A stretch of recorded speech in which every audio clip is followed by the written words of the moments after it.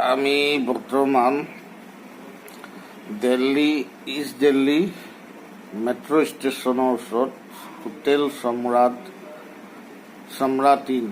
সম্ৰাটিনত আছোঁ। আমি এতিয়া চেক আউট কৰিম অলপ পিছত। ইয়াৰ পৰা আমি ৰাওনা হ'ম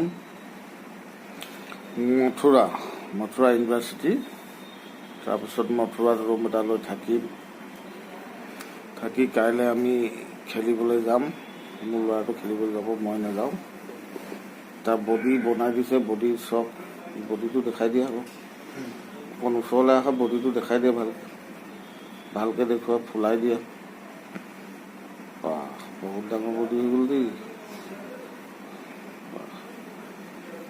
এইটো ৰুমত আমি আছিলোঁ।